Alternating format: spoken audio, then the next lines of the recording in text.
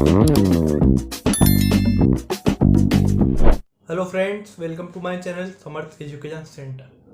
आज के इस वीडियो में मैं आपको मैथ्स का चैप्टर 5 जो कि अंडरस्टैंडिंग एलिमेंट्री शेप्स की एक्सरसाइज 5.1 पढ़ाने जा रहा हूँ। तो बिना किसी देरी के इस वीडियो को स्टार्ट करते हैं।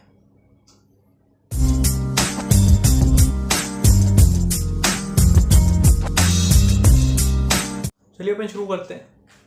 तो इस चैप्टर के अंदर सबसे पहले आपको हमेशा की तरह बेसिक अपन समझेंगे। इसका बेसिक देखने में थोड़ा अलग लग सकता है और क्वेश्चन थोड़े अलग तरीके के आएंगे, समझेंगे उनको। तो बेसिक से शुरुआत करते हैं। तो इसमें कुछ कुछ चीज़ें बताई गई, जैसे कि लाइन ले ली अपन ने, ये लाइन ले ली अपन ने ए बी, ये मान लेते हैं 5 सेंटीमीटर है। दूसरी लाइन ले ली ए बी कितनी है, ये है 7 सेंटीमीटर। तो ये तो मैंने लिख दिया इसलिए आप बता पा रहे हैं। तो पहली चीज क्या होती है, ऑब्जर्वेशन, कि देखते से ही बता देना कि कौन सी लाइन कितनी लंबी है। ऑब्जर्वेशन कई लोगों का बहुत अच्छा होता है, देख के ही बता देते हैं भाई ये कौन कौन था, कितनी लंबी, इसकी लेंथ कितनी होगी, 2 फीट है, 3 फीट है, 3 मीटर है। तो ये तो मैंने लिख दिया। अगर मैं यहाँ नहीं लिखूँ, ये हटा दूँ, तो फिर बताने में थोड़ी दिक्कत हो सकती है। इसके अपने लिमिटेशन है, पहले अपन इसकी बात करते हैं। इसका ऑब्जर्वेशन का मतलब ये है कि अपन बस देख के ही बता सके कि कौन कितनी ए बी की लेंथ कितनी है। यहाँ पे जो आपको लाइन दिख रही है इसकी लेंथ कितनी है, जैसे ये जो मैंने लाइन बीच में खींची है इसकी लेंथ कितनी है कि, और ये भी पता कर सकते हैं कि कौन सी लेंथ वाला कौन सा बड़ा है। जैसे कि ये अगर अपन इसको मैं दे दूँ डी एफ दे दूँ, अगर डी मान लो डी दे दूँ, तो फिर आपको इस पर देख के बताना है कि ये बड़ी है कि ये बड़ी है। तो ऐसा ऑब्जर्वेशन यानी बस देख के पता करना। एक और एग्जांपल लो, ए बी ये है और एक ए बी ये है। तो अब तो आपको पता चल गया होगा ये इसकी लेंथ जो है इससे बड़ी है, ये छोटी है, ये बड़ी है, तो समझ में आ गया होगा। पर दिक्कत इसमें लिमिटेशन की अगर बात करें जब होती है, जब लगभग वो लाइन सेम होती है। जैसे अगर मैं बनाऊं यहाँ पे इतनी सी गैप दे के बना दूँ, तो ज़्यादा से ज़्यादा 1 सेंटीमीटर का गैप दिख रहा है। पर अगर मैं लाइन को पास रखा इसलिए आपको समझ में आ रहा है। अगर मैं इस लाइन को उठा के यहाँ कर दूँ और उस लाइन को उधर ही रहने दूँ, तो फिर वहाँ बताना गड़बड़ हो जाएगा। तो वहाँ पे अपनी ऑब्जर्वेशन जो गलत हो जाएगी। इसलिए ऑब्जर्वेशन का मतलब ये होता है कि देख के ही बता दो कि भाई मेरे को लग रहा है ये बड़ा है, ऐसा है, बिना नापे, अंदाज। पर जब अगर स्लाइटली हल्का सा भी कोई छोटा या बड़ा हो, उसमें कन्फ्यूजन के केस बढ़ जाते हैं। तो ये लिमिटेशन है ऑब्जर्वेशन की। दूसरा आपको दिया हुआ है रूलर, स्केल दिया हुआ है। तो इस तरीके का स्केल होता है, यहाँ सेंटीमीटर लिखे रहते हैं, इंच लिखे रहते हैं। अब इनने बोला है कि भाई रूलर से जो है अच्छे से नापा जा सकता है। जैसे मान लो ये लाइन कितनी की थी, 7 सेंटीमीटर की, तो ये रूलर से बढ़िया से नाप सकते हैं अपन। ऐसे स्केल रखेंगे, याद रखना 0 से नापेंगे 7 तक, तो जितना आएगा उसकी लाइन खींच देंगे, समझ में आ जाएगा कि हाँ भाई ये क्या है, 7 सेंटीमीटर है। अब इसमें भी एक लिमिटेशन है, इसमें लिमिटेशन है थिकनेस ऑफ द रूलर, कि रूलर की जो थिकनेस है वो कैसी है। कई स्केल जो है मोटे होते हैं, देखा होगा इतने मोटे मोटे होते हैं, तो उससे नापने में हल्का सा जो डिफरेंस पैदा हो जाता है। जब अभी तो ऐसा में लग रहा होगा हाँ 7 सेंटीमीटर तो सही है, पर जब बड़ी बड़ी कैलकुलेशन होती है उसमें जो है वो गलत हो जाता है। तो इसका ये लिमिटेशन है कि भाई थिकनेस इसकी कितनी है उसके हिसाब से डिपेंड करता है कि वो 7 सेंटीमीटर है कि नहीं। मान लो आपके स्केल में आला 7 आ रहा है, वहाँ पे 7.1 आ रहा है या 7.3 आ रहा है, तो हल्की फुल्की सी एरर हो सकती है। पर हाँ ऑब्जर्वेशन से जो बहुत ज़्यादा अच्छी है ये चीज़। और इसका दूसरा लिमिटेशन है साइट, कि आप उसको किस तरीके से देख रहे हो। जैसे मान लेते हैं स्केल मैंने बनाया है, मैं नाप रहा हूँ कुछ भी चीज़, मैं यहाँ से देख रहा हूँ, मेरी आँख यहाँ पे है। अब मैं यहाँ से इस चीज़ को देख रहा हूँ, तो हो सकता है वो आना 7 पे था, यहाँ से देखने पे ऐसा लग रहा है 8 पे है, तो मैं 8 बना दूँ उसको, हो सकता है। या फिर अगर मैं इसको यहाँ से देखूँ तो यहाँ पे 7 आना था, हो सकता है 6 दिख जाए मुझे, तो भी गलत है। तो इसलिए ये दोनों पोजीशंस जो है रॉन्ग होती हैं। ये दोनों पोजीशन क्या होती हैं, रॉन्ग होती है। करेक्ट पोजीशन है बिल्कुल सेंटर से अगर आप देखोगे तो सीधा आपको एग्जैक्ट आंसर जो दिखाई देगा। तो साइड पे भी निर्भर करती है आप कितना सही देख रहे हो कि नहीं। जल्दीबाजी में हो सकता है थोड़ा ऐसे में देखते हो, ऐसे में देखते हो, बिल्कुल स्ट्रेट आपको पूरा सीधा का सीधा देखना पड़ेगा, स्ट्रेट देखना पड़ेगा। तो ये उससे लिमिटेशन जो हो जाती है साइड की, किस हिसाब से आप देख रहे हो। तीसरी चीज, ये धीरे धीरे स्टेप बाय स्टेप हम इम्प्रूव होते जा रहे हैं। इससे और अच्छी चीज है डिवाइडर। आपने देखा होगा एक इस तरीके की कंपास आता है, उसके अंदर डिवाइडर रहता है, यहाँ पे 2 पिन ऐसी लगी रहती हैं। ये काम में आता है लेंथ नापने की जैसे, पर ये है कि इसके साथ में रूलर इंपॉर्टेंट है। रूलर नहीं होगा तो अपन को कितने सेंटीमीटर का है क्या है वो नहीं पता चलेगा। तो ये क्या करता है, ये जैसे अपन ने रूलर ले लिया, यहाँ 0 से लेकर अपन ने मान लो 9 तक के अपन को चाहिए, तो अपन ने रूलर रखा, स्केल रखा, यहाँ तक आया, इसको जो है यहाँ प्लेस कर दिया, यहाँ पे रख दिया। अगर अब ज़्यादा अच्छे से दबा के रखोगे तो वो होल हो जाएगा, इसलिए थोड़ा हल्के से रखना। रख दिया तो फिर यहाँ पे जो है पॉइंट्स बन गए 2, और उन पॉइंट्स को रूलर हटा के सीधा का सीधा ज्वाइन कर देना। तो रूलर बीच में नहीं आएगा, इससे कि उसकी थिकनेस नहीं आएगी, और जो है बढ़िया से जो है आपको उसकी लेंथ में मिल जाएगी। तो डिवाइडर जो है सबसे अच्छा माना जाता है। तो अपना बेसिक हो गया है।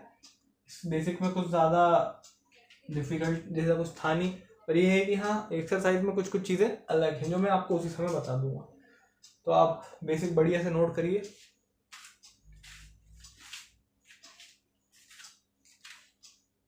चलिए अब हम एक्सरसाइज करते हैं।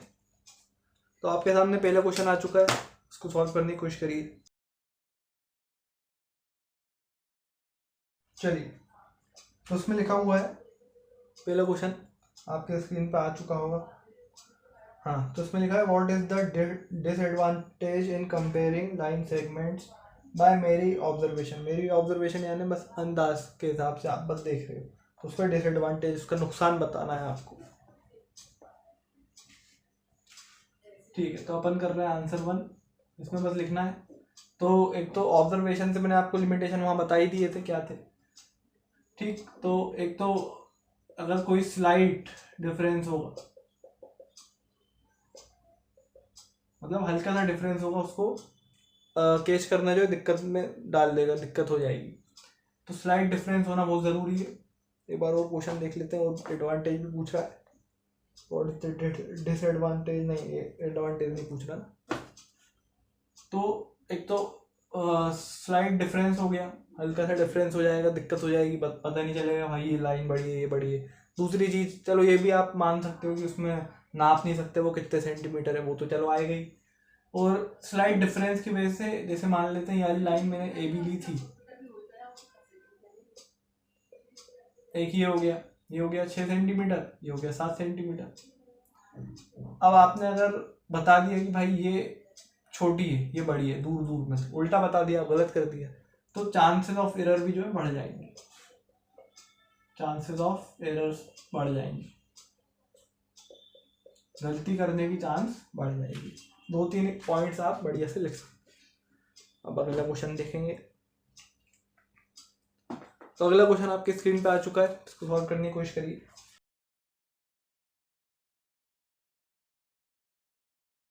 चलिए अब मैं करवाता हूँ। तो क्वेश्चन 2 में लिखा हुआ है, क्वेश्चन 2 अपन आंसर कर रहे हैं क्वेश्चन 2 का।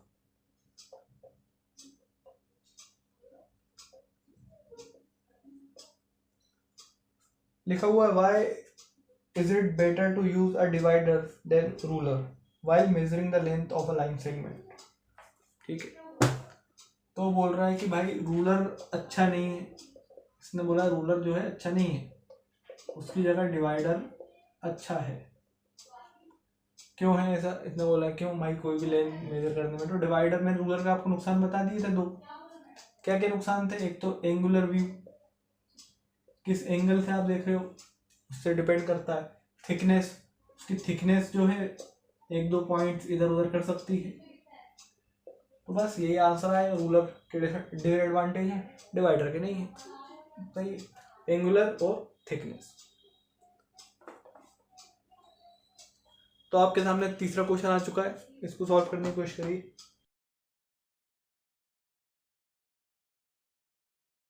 चलिए अब मैं करवाता हूँ। तो क्वेश्चन 3 में पहले लिखा क्या है वो देख लेते हैं अपन, थोड़ा अब अलग क्वेश्चन आ चुका है। लिखा हुआ है ड्रॉ एनी लाइन सेगमेंट से ए बी, क्या बोलेंगे उसको, ए बी बोलेंगे। ठीक है। Take any point C lying in between A and B, measure the length of A B B C A C, is A B is equal to A C plus C B, ठीक है। Note भी दिया हुआ है बहुत बड़ा सा, if A B and C are any 3 points on line such that A C plus C B is equal to A B, then we can be sure that C lies between A and B, ठीक है। तो कुछ points यहाँ पे note कर लेते, note की जरूरत नहीं थी इसमें। तो एक तो बोल रहा है कि लाइन ए बी अपन को ड्रॉ करनी है, पॉइंट सी लेना है इनके बीच में बिटवीन, फिर बोल रहा है ए बी इज नहीं, हाँ फिर बोल रहा है ए बी बी सी और सी ए की लेंथ बतानी है अपन को, मेजर करनी है, ठीक है, ये पता नहीं। और बोल रहा है क्या ए बी बराबर है बी सी, और इसमें अगर अपन जोड़ दें सी बी के तो बेसिकली इसकी लेंथ बतानी है अपन को। बाकी इसमें और कुछ, और ये बताना है कि ये दोनों ऐसा ही कंडीशन जो उसमें लिखी हुई है A B is equal to B C plus C B verify हो रही है कि नहीं। तो चलो देखते हैं अपन फिर। तो ये नोट्स इस तरीके से मैंने बना लिए, रफ में बना लेना। तो सबसे पहले तो लाइन सेगमेंट बनाते हैं अपन रफ में, मतलब फेयर में बनाते हैं, ये सब रफ में करना है। इधर ए बी हो गया अपना, कितना है अपन को नहीं पता, एग्जाम्पल लेना पड़ेगा। सी बीच में बना दो, ये बना दिए, बिल्कुल बीच में बना दो या थोड़ा सा इधर थोड़ा सा उधर चलेगा।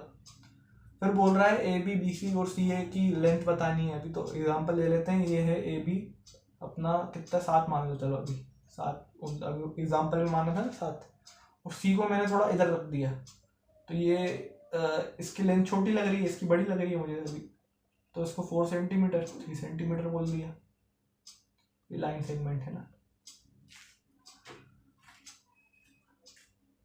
तो ए बी की कितनी हो गई लेंथ, 7 हो गई, 7 सेंटीमीटर। ए सी की कितनी हो गई, 4 सेंटीमीटर। सी बी की कितनी हो गई, 3 सेंटीमीटर। इसकी लेंथ तो ये तो पता कर लिया अपन ने, एग्जाम्पल से ही करेंगे, अपने दी नहीं है। फिर ये कंडीशन है अपन को देखना है ना, कंडीशन क्या है, A B is equal to B C plus C B. तो ए बी अपना 7 है, बी सी अपन ने माना है, सी बी बी सी एक ही बात है 3 सेंटीमीटर, और सी बी बोल रहा है, ये मैंने ए सी लिख दिया 2 मिनट, हाँ ए सी सही है, बी सी प्लस सी ए आएगा, सी ए यानी ए सी 4। तो हो तो रहा है, वेरीफाई हो रहा है। बोल रहा था ये रिलेशन वेरीफाई हो रहा है कि नहीं हो रहा है, लेंथ भी बता दी, रिलेशन भी बता दिया, खत्म हो गया सवाल। तो अगला क्वेश्चन आपके स्क्रीन पे आ चुका है, इसको सॉल्व करने की कोशिश करिए।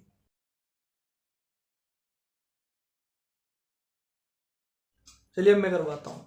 तो ये क्वेश्चन भी इसी की तरह है, बस उनने इस बार नंबर्स दे दिए। तो लिखा हुआ है if A B C are 3 points on a line such that A B is equal to, हाँ तो पहले लिख लो ए बी बराबर कितना बोल रहा है 5 सेंटीमीटर। फिर बोल रहा है B C is equal to 3 centimetre. फिर बोल रहा है A C is equal to 8 centimetre. Which one of them lies between the other two, कौन से ऐसे दो हैं जो किसी इन दोनों के बीच में आएंगे, lies between the other two, ठीक है। ठीक है, और 3 पॉइंट्स एक ही लाइन उसमें बोल रहा है ना। तो बस इतनी इन्फॉर्मेशन दी है, अब कौन किसके बीच में आ रहा है वो तो करके पता चलेगा। तो देखो सबसे बड़ा मुझे यहाँ पे दिख रहा है ए सी, तो ए सी को पूरा बना लो। ए सी को बना लिया अपन ने 8 सेंटीमीटर कंसिडर कर लिया, 8 सेंटीमीटर लाइन सेगमेंट है। फिर बोल रहा है A B is equal to 5 centimetre, A B 5 centimetre है, तो बी थोड़ा इधर कर दो, यहाँ कम जगह होगी तो यहाँ 3 सेंटीमीटर हो जाएगा, यहाँ 5 हो जाएगा। और बोल रहा था बीच में कौन आ रहा है, बोल रहा था which one from the 3 lies between the 2, तो कौन था एक दोनों के बीच में आ रहा है, ए और सी 2 हैं, ए और सी के बीच में कौन आ रहा है, बी आ रहा है। बी क्या हो गया, आंसर हो गया, और क्या हो गया, सिंपल सी बात है। तो फिर अपन अगला करेंगे ना। तो अगला क्वेश्चन आपके स्क्रीन पे आ चुका है, इसको सॉल्व करने की कोशिश करिए। चलिए मैं करवाता हूँ। तो क्वेश्चन 5th दिया हुआ है, अपन आंसर कर रहे हैं हमेशा की तरह। तो बोल रहा है verify whether D is the mid point of A G. तो डी जो है मिड पॉइंट ए जी का है कि नहीं, ए जी लाइन सेगमेंट है उसका एंड है कि नहीं। और यहाँ पे फिगर भी दिया हुआ, फिगर बना लेते हैं। ये रहा figure, A B C D E F G, sorry C इधर आएगा, डी ई एफ जी, फिर नंबर बोल रहा है, नंबर लिखे हुए हैं, ठीक है। तो बस यही वेरीफाई करना है कि डी जो है मिड पॉइंट है कि नहीं, बस ए जी का, ए जी लाइन सेगमेंट का मिड पॉइंट है कि नहीं डी। तो देखो फिगर से ही समझ में आ जाएगा। सबसे पहले तो ये जीरो को हटा दो, क्योंकि यहाँ पे कोई ऐसा नंबर नहीं लिखा, तो उसको साइड कर देते हैं। डी इसको पकड़ते हैं, ये रहा आपका डी। ये बोलना क्या चाह रहा है, मिड पॉइंट है ए जी। ए जी कहाँ है, सबसे आखिरी में। तो ये बताओ कि यहाँ पे 3, यहाँ पे 3, यहाँ 3, यहाँ 3, यहाँ 1, तो ये मिड पॉइंट ही तो लग रहा है। यहाँ 3, यहाँ 3, दोनों जगह 3-3 यूनिट है, एक बीच में है, तो मिड पॉइंट है, ठीक है। तो इससे एक एग्जांपल मैं आपको समझाऊंगा खतरनाक वाला, इससे हमेशा ऐसा याद रहेगा जब भी ऐसा मिड पॉइंट वाली कुछ भी चीज़ आए। मिड पॉइंट हमेशा याद रखना, मिड पॉइंट जब भी आता है जब कोई ऑड नंबर होता है। जैसे कि चलो 1 तो अकेला है ही, वो तो है ही, राजा है तो अकेला है, 1 है। 3 ऑड नंबर है। 3 में क्या होता है, जैसे 3 का कोई दोस्त है, 3 में एक इधर एक इधर एक इधर, हमेशा ऑड नंबर में कोई ना कोई बीच में होता है, और जो बीच में रहता है वो मिड पॉइंट होता है। इससे याद रखना हमेशा। और हमेशा बॉस कह सकते हो, राजा बोल सकते हो, बीच में चलता है। जैसे 5 का ले लूँ अगर, तो 2 इधर 2 इधर, एक बीच में। तो अब जब मैं इनको जोड़ूंगा तब भी देखना ऑड आएगा, 7 आ रहा है। इसका मतलब क्या है, 3 उधर 3 उधर, एक बीच में, मिड पॉइंट तो है, चलो मान लिया, राजा है, बॉस है वो, इसे याद रखना उसको। 9 मान लो, 9 में क्या है, 4 इधर 4 इधर, एक बीच में। तो ऑड नंबर में हमेशा बॉस होता है, इवन नंबर में बॉस नहीं होता, वो बराबर दोस्ती होती है। जैसे कि 2, एक इधर एक इधर, बीच में कोई नहीं है, दोनों दोस्त जा रहे हैं। 4, 2 2 2 2 दोस्त जा रहे हैं, बीच में है नहीं, बीच में आ गया तो 5 हो जाएगा, ऑड नंबर हो जाएगा। तो इंपॉर्टेंट बात याद रखना। इसलिए इसका क्या आंसर आएगा, यह मतलब हाँ ये सही बात बोल रहा है, क्योंकि मिड पॉइंट क्यों है, क्योंकि वो टोटल 7 हैं। 7 हैं तो आप तो बिना उसके, अगर मैंने जो सिखाया आपको नई चीज़, बिना उसके कर लेते, ये सब करने की जरूरत नहीं। हमने बोला भाई हाँ बताओ, D is the mid point of A G, ठीक है। ए जी कितना है, 7 तक है, तो डी मिड पॉइंट है क्या, देख लिया, हाँ बीच में तो आ रहा है, मतलब उसकी पोजीशन भी सही होनी चाहिए। ये नहीं बन सकता वो, क्योंकि वो तो उधर है ना, वो 3 वाली साइड में है, वो 3 वाली साइड में ये है। जैसे अगर मैं इसको लिखूँ तो मैंने बताया ना 3, ये 7 होगा, तो और हमेशा होगा। एक कौन है, डी है। अब 3 के गुच्छे में कौन कौन आएगा, ए बी सी आएगा। ये वाले 3 के गुच्छे में कौन आएगा, ई एफ जी। तो पोजीशन मैटर करती है। पोजीशन अगर वो उसमें 3 में जा रहा है, उधर 3 जा रहा है, तो वो मिड पॉइंट नहीं हो पाता। अगर वो बोल देता है E is the mid point, गलत हो जाता, वो तो यहाँ आ गया, बीच में कोई और होता फिर, तो इसलिए गलत हो जाता। इसलिए इसका इस तरीके से आप आंसर दे सकते हो, दोनों आपको जो मेथड सही है, ठीक।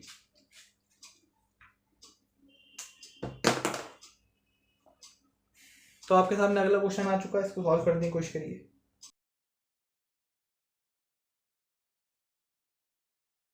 चलिए मैं करवाता हूँ। तो क्वेश्चन 6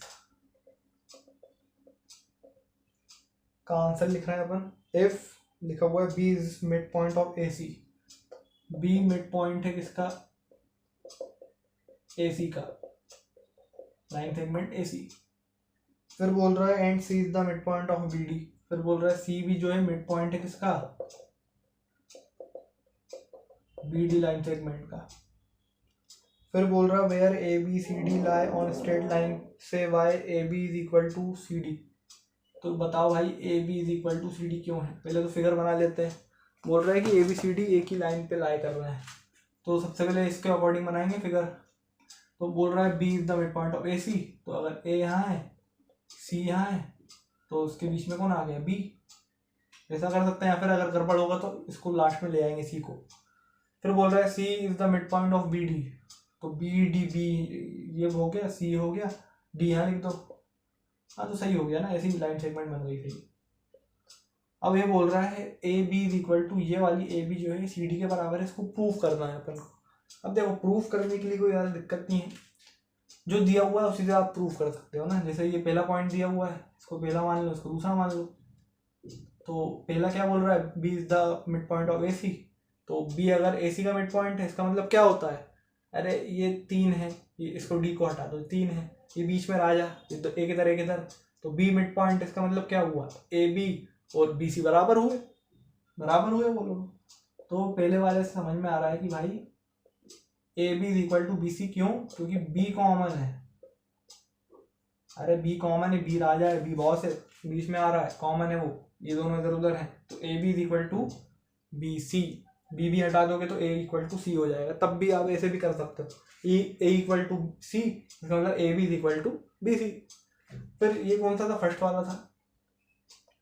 सेकंड वाला देखो, C is the mid point of B D, फिर सी क्या है, बीच का बॉस है, ए को हटा दो, इनको देखो 3 को, बी सी डी, तो सी बीच में, बी इधर है, डी इधर है, तो क्या हो गया, B C is equal to C D.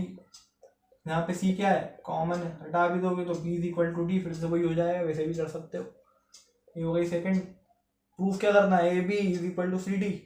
इन दोनों को जो 1 1 लिखे, इन दोनों को आपस में कंपेयर करो, कुछ कॉमन दिख रहा है क्या, बी कॉमन है, सी कॉमन है, तो बी सी कॉमन है, और क्या, तो ये बी सी ये गया, दोनों को हटा दो, बी सी को, इसका मतलब क्या हो गया, A B is equal to C D, hence proved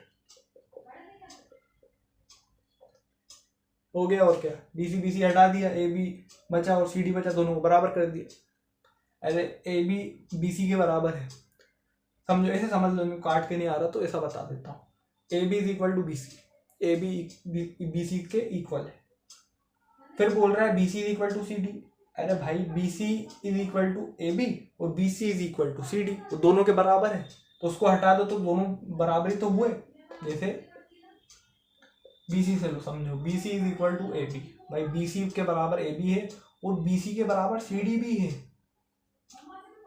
ये बी सी कॉमन है, बी सी के बराबर ए बी भी है, बी सी के बराबर सी डी भी है। अरे जब बी सी के बराबर ए बी है, बी सी के बराबर सी डी है, तो ये दोनों भी तो बराबर ही हुए, दोनों भी बराबर होंगे, इसलिए काट के कर लो, ऐसे समझ लो। दोनों मेथड फिर से मैंने बता दी, जो आपको फॉलो करनी हो कर लो, ये भी बेहतरीन है, ये भी बेहतरीन है। आंसर पर वही आएगा, जो आपको प्रूव करना था वो हो जाएगा। चलिए अगला लास्ट क्वेश्चन करते हैं। तो आखिरी क्वेश्चन आपके स्क्रीन पे आ चुका है, इसको सॉल्व करने की कोशिश करिए। चलिए मैं करवाता हूँ। तो 7th वाला बोल रहा है, पहले इसका आंसर देखेंगे अपन, पहले क्वेश्चन देखेंगे। ड्रॉ 5 ट्रायंगल्स, 5 ट्रायंगल बनाना है, तो 5 ट्रायंगल बना लेंगे एंड मेजर देयर साइड्स, कर लेंगे। Check in each case if the sum of the length of any 2 sides is always less than the third side. क्या बोल रहा है, तोड़ते हैं। Sum of the length of any 2 sides, किसी भी 2 साइड की जो लेंथ होती है ना, किसी भी 2 साइड की लेंथ होती है, अगर उसको जोड़ दिया जाए, मतलब एक साइड दोनों को जोड़ दिया जाए, तो is always less than the third side. तीसरी जो साइड होती है ना, थर्ड साइड जो होती है ना, उससे हमेशा आंसर इन दोनों का क्या आएगा, कम आएगा। मतलब 2 साइड की लेंथ जब मैं जोड़ूंगा तो वो तीसरी वाली साइड की जो लेंथ होगी उससे भी कम आएगा। मतलब इसकी लेंथ है 8, इन दोनों की जोड़ी तो आ रही है 7, इसका ये मतलब है, मतलब इसकी थर्ड साइड की जो लेंथ है ना वो भी ज़्यादा ही, अभी भी ज़्यादा ही है, इसका ये मतलब है less than the third side से छोटी। इसका मतलब थर्ड साइड क्या है, थर्ड साइड की लेंथ बड़ी है, इसकी छोटी लेंथ, इसकी बड़ी लेंथ, जोड़ने के बाद भी, इसका ये कहना है, ये प्रूफ करना है अपन को, ऐसा है कि देखो 5 ट्रायंगल बना के एग्जांपल लेना है, बना लेते हैं। तो राइट ट्रायंगल में भी ज़रूरी नहीं ऐसा हो, नॉर्मल इक्विलेटरल ट्रायंगल, इसमें पूरी साइड्स बराबर होती हैं, उसमें भी करके बताऊंगा, देखते हैं। तो दोनों, ये बस इन दोनों को फॉलो करना है, ट्रायंगल बनाते जाना है। पहले ट्रायंगल देखो, पहले राइट ट्रायंगल बनाते हैं ना, अलग अलग शेप का बनाएंगे अपन। फिर यहाँ दूसरा बना देता हूँ, अब ऐसा बनाया, एक ऐसा बना दो, टेढ़े मेढ़े इसलिए बना रहा हूँ, उससे समझ में आ जाए कि भाई कैसा भी बन सकता है ना। एक ऐसा बना दो,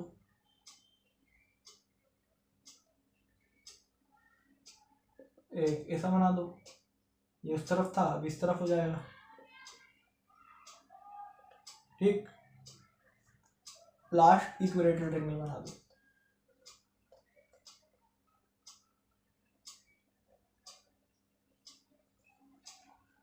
अब ABC नाम दे दो, सबका ही दे दो नाम, ये नाम से कोई फर्क नहीं पड़ता, ABC नाम दे देते हैं।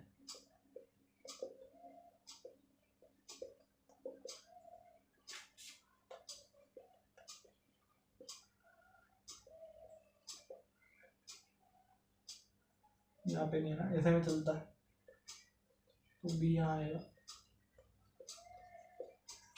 लेंथ की बात करें, हमेशा याद रखना राइट एंगल ट्रायंगल में क्या होता है, या आपने अपने नॉर्मल घर के सामने भी देखा होगा, एक रोड ऐसी गई है सीधी, एक ऐसी गई है, यहाँ पे दूध की दुकान है, आपका घर यहाँ है, यहाँ दूध की दुकान है, तो ऐसे ऐसे जाने से अच्छा आप ऐसे चले जाओ। हालांकि लंबा रास्ता हमेशा कौन सा होता है, ऐसा वाला होता है।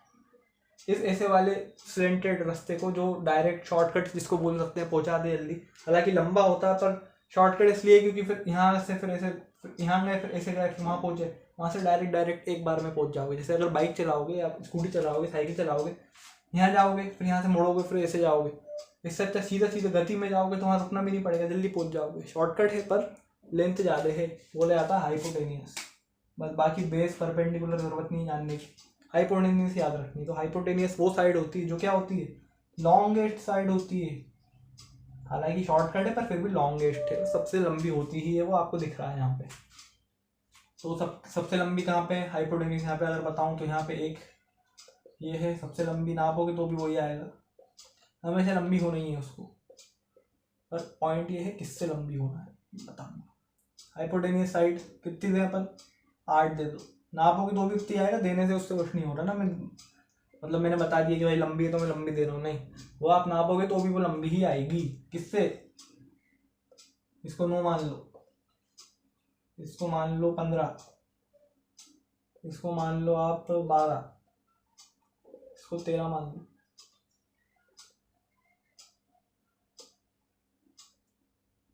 अच्छा अब एक बात बताओ, ये जितनी भी मैंने हाइपोटेनियस मानी है, मान लो ये AC दिख रहा है, जो ऐसे में दिख रहा है ना, सीधी वाली लाइन, सीधी वाली जो दिख रही है ना, वो जो लाइन आपको दिख रही है ये सीधी वाली, ऐसी वाली मानो अभी, तो सीधी वाली जो है वो देखो, उसको मैं जितना मैंने हाइपोटेनियस लिखी है 8, 9, 15, 12, 13, उससे तो कम ही आएगी, वो नाप लो आप, कम आएगी, गारंटी है कम आएगी, वो ऐसा होता है, कम आएगी वो, ठीक है।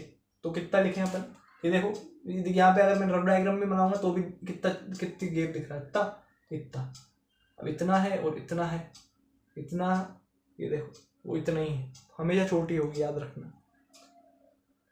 तो इसको मैं मान रहा हूँ आपका 5 सेंटीमीटर, इसको मैं मान रहा हूँ आपका 4 सेंटीमीटर, इसको बोल देते हैं 12 सेंटीमीटर, कम है ना, 10 सेंटीमीटर देखेंगे नहीं पर कोई बात नहीं, 9 सेंटीमीटर। अब जो लास्ट वाली है वो भी कम होगी उससे, हाइपोटेनियस से दोनों ही साइड कम होंगी। इसमें क्या लिखा है, 2 साइड को, अभी वो अभी बाद में बताऊंगा जोड़ने वोड़ने का जो भी, इसको अब मैं कम मान के 4 कर देता हूँ, पर ये नहीं कि आप इससे भी कम होगी वो, ऐसा कोई ज़रूरी नहीं, वो बराबर हो सकती है ये दोनों साइड, ज़्यादा भी हो सकती है, कोई भी कम भी हो सकती है। तो इसको यहाँ पे 6 कर देता हूँ, ये लो ज़्यादा ही दिख रही है मुझे, तो यहाँ पे मैं इसको 7 कर देता हूँ, यहाँ पे मैं इसको 12 कर देता हूँ, और यहाँ पे 10 कर देते हैं। पॉइंट देखो क्या है, मैं बता रहा हूँ, हाइपोटेनियस साइड, जैसे अगर मैं लिखूँ हाइपोटेनियस साइड जो होती है ना, वो साइड अगर मैं AC और BC इन सबको मानूं तो वो किसी एक साइड से हमेशा बड़ी होती है। Hypotenuse side is greater than any one of its side, किसी भी एक साइड से हमेशा के लिए बड़ी होगी। देख लो फटाफट प्रूफ कर देते हैं। हाइपोटेनियस कितनी 8 है, यहाँ कितनी है 5, 4 दोनों छोटे हैं, 9 है, 4, 6 दोनों छोटे हैं, 15, 7, 12 दोनों छोटे हैं, 12 10, सॉरी मैंने यहाँ 12 लिख दिया ना, 12 है तो 12 नहीं हो सकती, इसको मान लो आप 9 सेंटीमीटर, ये भी छोटी है। ये कितनी 13, 9 10 ये भी छोटे हैं, तो कोई भी एक साइड हमेशा छोटी होगी। अब ये बोल रहा है कि अगर उन दोनों साइड को जोड़ दिया जाए, तो जो तीसरी साइड है वो फिर भी बड़ी होगी। अरे कैसे हो सकती है वो फिर भी बड़ी? भाई ये बताओ, जैसे आप गए यहाँ से, ये आपका घर है, आप जहाँ पे पहुँचना है वो वहाँ है वाला रास्ता है, शॉर्टकट तो है पर लॉन्गेस्ट वे है, पता है, वो तो पता है। यहाँ से यहाँ तक जाओगे जल्दी आ जाओगे, यहाँ से यहाँ तक जाओगे जल्दी आ जाओगे। अलग अलग इंडिविजुअली कंपेयर करोगे तो हाइपोटेन्यूज बड़ी है। अबे दोनों को जोड़ दोगे तो वो नहीं बड़ा हो जाएगा? देखो मैं बताऊँ, ये दिख रही है इतनी है, यहाँ से यहाँ तक इतनी है, मैंने नाप लिया कितनी है, यहाँ से यहाँ तक इतनी है। जब ये वाली सीधी लाइन यहीं तक आ रही है, तो इसको जब आप ऐसे में पलटोगे इधर तो ये इतनी हो जाएगी, तो ये इतनी हो गई और ये हाइपोटेन्यूज इतनी ही रहेगी।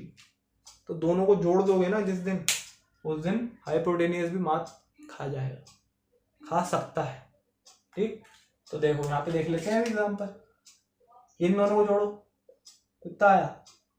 9 सेंटीमीटर। ये तो आरटी है, हार गया ये 9 है, इन दोनों को जोड़ो, कितना आ रहा है? 10 सेंटीमीटर। जबकि मैंने कोई रट की चीज़ें नहीं लिखी हैं, मैं सही बता रहा हूँ। मैं रट के मैं लिखता भी नहीं हूँ ना पढ़ाता हूँ, मैंने बस नॉर्मल रेंडम नंबर लिए हैं, लिखा है। बस थोड़ा बहुत एडजस्टमेंट करना पड़ा क्योंकि वो हाइपोटेनियस से तो छोटा रखने पड़ेगा मुझे। पर देखना आप, रेंडम मैंने रखा है फिर भी देखना आंसर कैसा आ रहा है। देखो वो बड़ा ही आ रहा है हमेशा। हाइपोटेनियस 15 है, 7 और 12 19 सेंटीमीटर भाई। हाइपोटेनियस 12 है, 10 और 2 19 सेंटीमीटर। यहाँ भी हाइपोटेनियस 13 है, यहाँ भी 19, पता नहीं हर जगह 19 ही आ गया। ठीक है, तो जो भी आंसर आ गया, आंसर का अपन को नहीं आना, अपन तो ये देख रहे हैं कि एग्जाम्पल के तौर पे सब एग्जाम्पल देने से 5 ट्रेंगल बना के दिखा दिए मैंने। इक्विलेटरल ट्रेंगल भी ये सब बराबर होनी चाहिए साइड।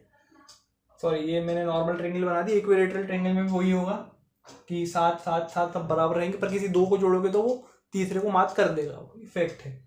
अब यहाँ क्या बोल रहा है ये बोल रहा है 2 साइड को जोड़ो, कितना आ रहा है? मेरा तो ज़्यादा आ रहा है। ये बोल रहा है ये फिर भी कम आएगा, तीसरा फिर भी बड़ा रहेगा। अबे कहाँ है तीसरा बड़ा? हाइपोटेनियस 8 सेंटीमीटर है, दोनों को जोड़ा 9 हो गया। यहाँ पे 9 है, यहाँ पे 10 हो गया। यहाँ पे हाइपोटेनियस 15 है, यहाँ 19 हो गया। यहाँ पे हाइपोटेनियस 12 है, यहाँ पे 19 हो गया। यहाँ पे 13 है, यहाँ पे 19 हो गया। हाइपोटेनियस छोटा पड़ जाता है अगर दो साइड किसी भी ट्रायंगल के साइड अगर उसकी लेंथ जोड़ दी जाए तो वो हमेशा तीसरा वाला जो है मात खा जाता है। तो ये प्रूफ जो ये बोल रहे थे वो गलत बोल रहा है। ये तो सही बोला, दोनों ट्रायंगल जोड़ो, ठीक है। तीसरी वाली साइड, ये जो एग्जाम्पल है ना 7 दोनों को जोड़ के आ रहा है, यहाँ 8 फिर भी 8 आ रहा है, वो गलत है। तो इसको हटा दो, सब हटा दो। तो हमेशा मैं बताता हूँ क्या है असली डेफिनेशन। जब भी दो साइड किसी भी ट्रायंगल की लेंथ की जो साइड है उसकी लेंथ जोड़ेगी तो वो तीसरे वाले को क्या कर देगी? हरा देगी। तो तीसरा वाला क्या हो जाएगा? हार जाएगा। जैसे मान लो दोनों को जोड़ने पे 7 आया, तो इसको यहाँ पे इसका आंसर कितना होगा? इसकी हाइपोटेनियस 6 होगी। 7 आया, इसका मतलब ये जीत गया। तो जब भी याद रखना किसी भी दो साइड ट्रायंगल की जोड़ोगे वो थर्ड साइड से क्या होगी? बड़ी होगी। एग्जाम्पल के तौर पे ये है, ये पॉइंट हमेशा के लिए याद रखना। बाकी आज के लिए वीडियो में इतना ही बहुत है क्योंकि एक्सरसाइज भी खत्म हो चुकी है।